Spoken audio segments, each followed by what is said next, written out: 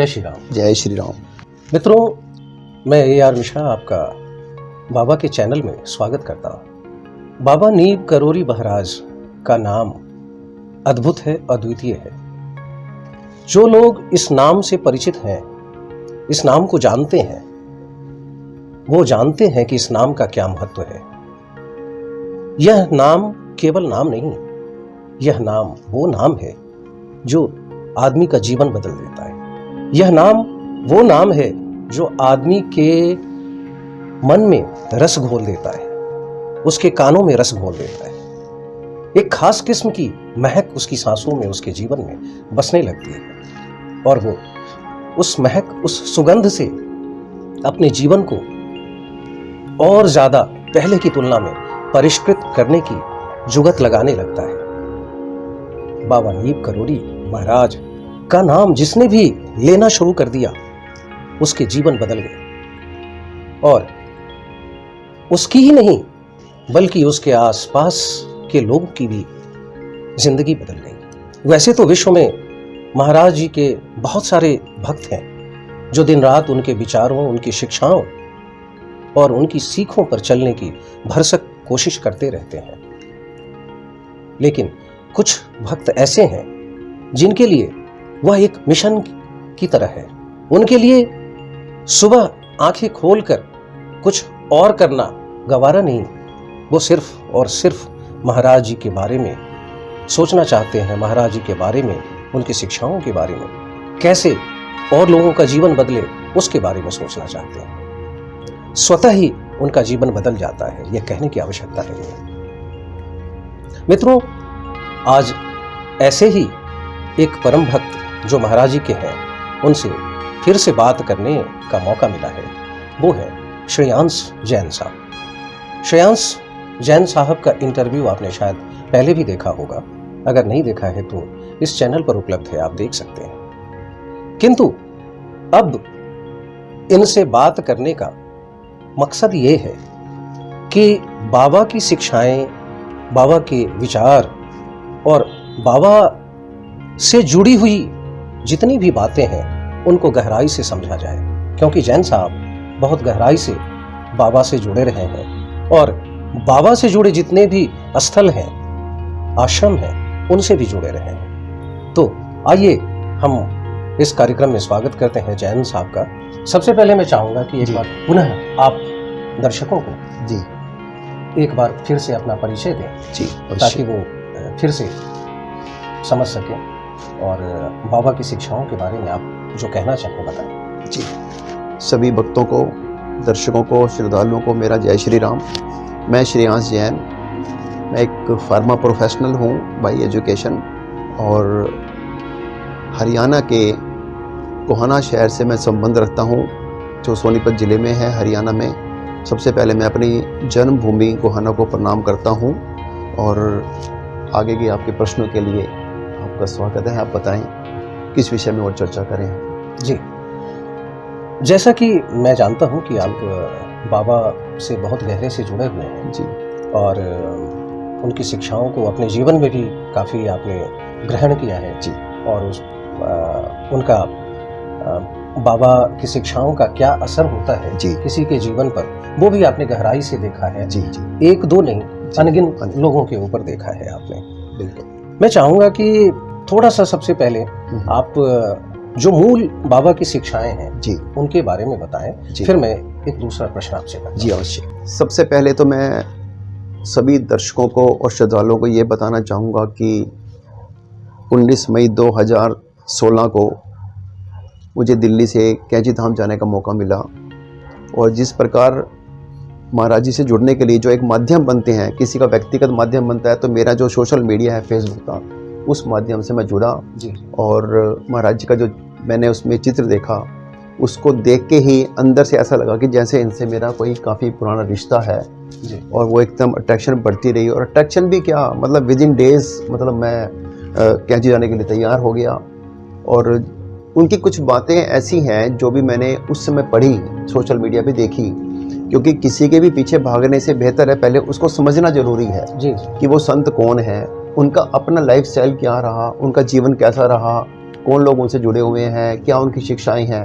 मैंने ये देखा कि महाराज जी की जो शिक्षाएं हैं वो इतनी सरल हैं कि मतलब उसको किसी भी इंसान को उन शिक्षाओं पे अमल करने के लिए ना तो उसको कोई ज़्यादा परेशान होने की ज़रूरत है जी ज़्यादा, ना कोई पैसा खर्च करने की ज़रूरत है, ना किसी आडंबर की ज़रूरत है। जी और जैसे कहते हैं सिंपल लिविंग हाई थिंकिंग, वैसे महाराज जी के विचार, महाराज जी को देख के तो एक तो यही नहीं लगता कि वो संत हैं, क्योंकि ना तो उन्होंने कोई तिलक लगाया हुआ औरों की तरह, और ना ही कोई गले में माला डाली हुई है, ऐसा कुछ भी नहीं है। इतने कुछ भी नहीं है ऐसा, और इतना सरल जीवन यापन उनका रहा।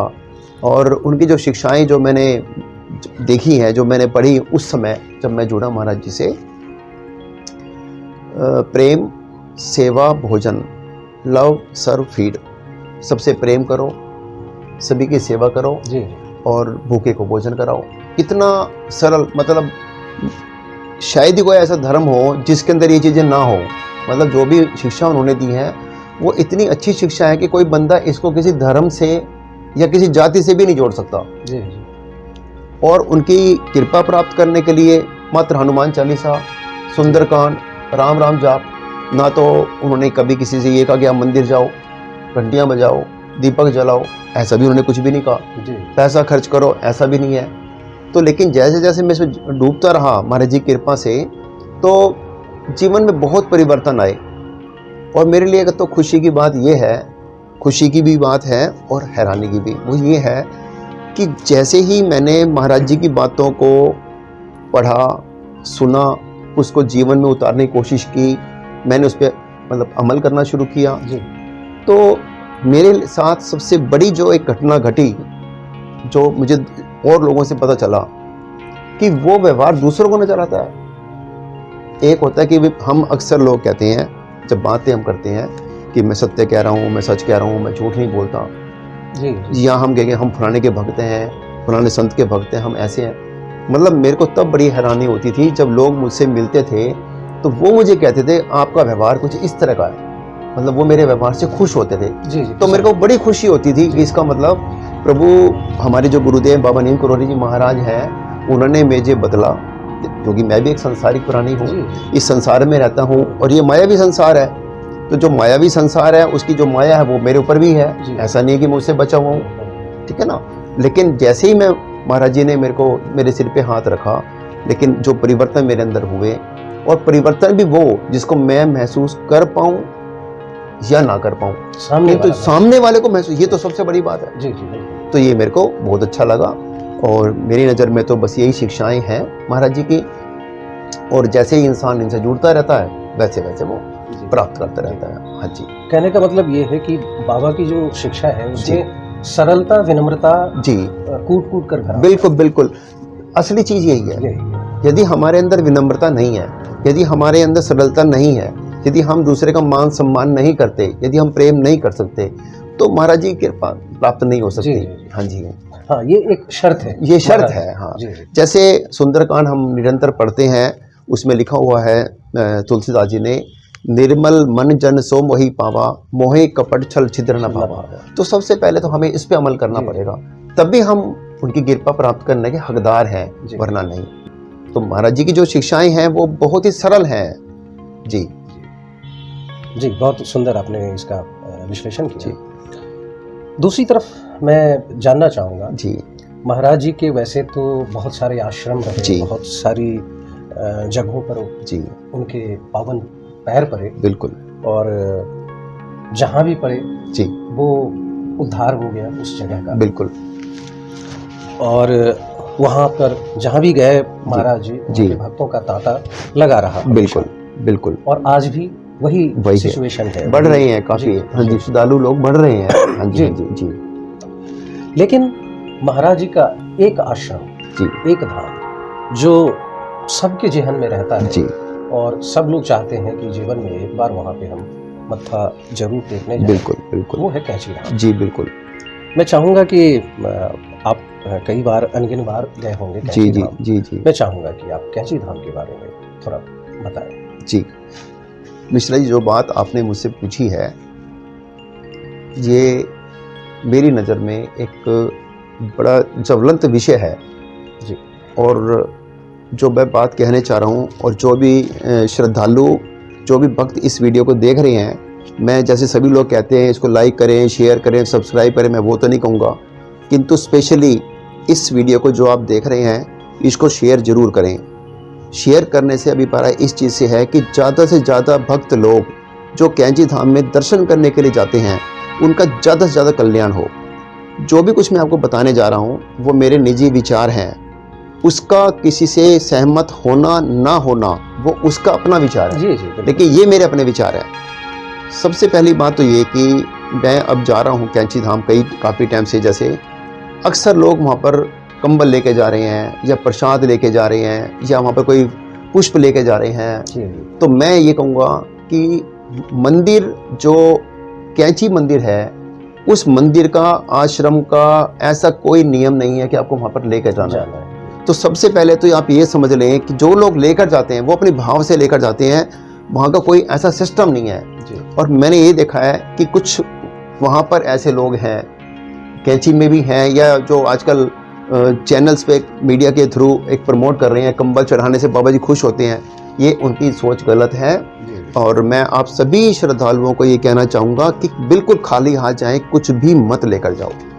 ये जो प्रोपेगेंडा है, ये कुछ ऐसे लोग हैं जिन्होंने अपना प्रोडक्ट सेल करने के लिए, कोई कमीशन के लिए, हम किसी की बुराई नहीं कर रहे हैं, लेकिन कम से कम प्रेशर में ना जाएं, इस दबाव को लेके ना जाएं कि मुझे महाराज जी के लिए कंबल ही लेके जाना है। कंबल कैसा होना चाहिए? सस्ते वाला होना चाहिए, महंगे वाला होना चाहिए। प्रसाद की देखिए, प्रसाद वहाँ पर प्रसाद जो भी लड्डू यहाँ पर दिल्ली में 240 रुपये किलो है, 250 रुपये किलो, वहाँ पे 480-500 रुपये किलो है। वेस्टेज ऑफ मनी है, कोई फायदा नहीं है। पुष्प वहाँ पे स्वीकार ही नहीं करते। तो वहाँ पे जाके मैंने देखा है कुछ लोग केले लेकर चले गए, उन्होंने वो केले बंदरों को खिला दिए। बंदर है, एक जीव है, उन्होंने केला उठाया, वो लेकर चले गए, उसने केला खाया, छिलका नीचे फेंक दिया। अब वो छिलका नीचे फेंकना, बंदर है, जीव है, वो छिलका वो कहीं पे भी गिरा सकता है, वो उससे किसी का पैर फिसलने का डर रहता है, वहाँ पे गंदगी होने का डर रहता है। तो मैं आपको सभी को एक हाथ जोड़ के विनम्र प्रार्थना मैं आपसे करूँगा, प्लीज़ प्लीज़ वहाँ पे कुछ मत लेकर जाएं, बिल्कुल शांत मन से जाएं और महाराज जी को हनुमान चालीसा सुनाएं, सुंदरकांड का पाठ सुनाएं, आँख बंद करके 1 minute, 2 minute, 5 minute, 10 minute Ram नाम की धुनी, ओम राम राम राम राम राम, मन मन में ऐसा करें। यही मैं एक संदेश देना चाहता हूँ। एक तो अगर कुछ लोग ऐसे होते हैं जो सक्षम नहीं होते, जी जी, उनके लिए परेशानी का कारण है, उनके तो कुछ, अगर उनके पास जाने के लिए कोई स्थिति नहीं है जाने की भी, और उनसे कंबल के लिए कहा जाए, क्योंकि वहाँ पर कुछ घटना ऐसी घटी है, जो ऐसे लोग वहाँ पर दर्शन करने के लिए गए जिनके पास पैसे ही नहीं थे, उनको वहाँ पर कंबल चढ़ाने पड़े, इसने बोला, और वो जितने भी व्यक्ति थे, और उनको ये भी कहा गया कि आपको जितने लोग आप आए हैं सभी को एक एक कंबल चढ़ाना है, ये नहीं परिवार की तरफ से एक। अब जो लोग दूर से आते हैं, बड़ी दूसरी स्टेट से आते हैं, दूर से आते हैं, न जाने किस प्रकार पहुंचते हैं वहाँ पे, उनके लिए वो खर्च करना कितना मुश्किल कार्य हो सकता है। तो यही मैं अपने इस ये जो हमारा एक एपिसोड है या ये जो इंटरव्यू है, मैं आप सबसे ये कहना चाहूँगा कि केवल आप वहाँ दर्शन करने के लिए जाएं, महाराज जी को पाठ सुनाने के लिए जाएं, अपनी इच्छाओं और अपने भावों को, अच्छे अच्छे भावों को लेकर वहाँ पर जाएं, और किसी तरह की कोई फॉर्मेलिटी वहाँ पर नहीं है। आप आनंद करें, हकीकत में पूर्ण विश्वास के साथ जाएं, आपको वहाँ सब कुछ मिलेगा, सब कुछ, इतनी शांति मिलेगी, इन चक्करों में ना पड़े। जी जी, हाँ जी। जो दर्शक हैं, मैं उनसे कहना चाहूँगा, स्पष्ट करना चाहूँगा कि बिना आडंबर के पूजा करना उनको भाता बिल्कुल, था, बिल्कुल। महाराज जी को भाता था। जी, महाराज जी कभी कोई सामग्री के लिए नहीं कहते थे। जी। तो जैन साहब का कहना है कि आप वहाँ जाएं तो मन में भावों की पुष्पांजलि लेके जाएं। जी, बिल्कुल। मन में भावों का पुष्प लेके जाएं, एकदम सही, और भाव पुष्प वहाँ पे चढ़ाएं, उनके चरण में अर्पित करें। इससे बढ़िया कुछ भी नहीं हो सकता है। जैन साहब, वैसे तो हमें और भी काफी बात करनी थी आपसे, और कैंची धाम के बारे में, बाबा की शिक्षा के बारे में, लेकिन समय का अभाव है। तो मित्रों, फिर जैन साहब से किसी और दिन हम बात करेंगे। तब तक के लिए हम आज्ञा चाहते हैं। जय श्री राम। जय श्री राम। जय श्री राम।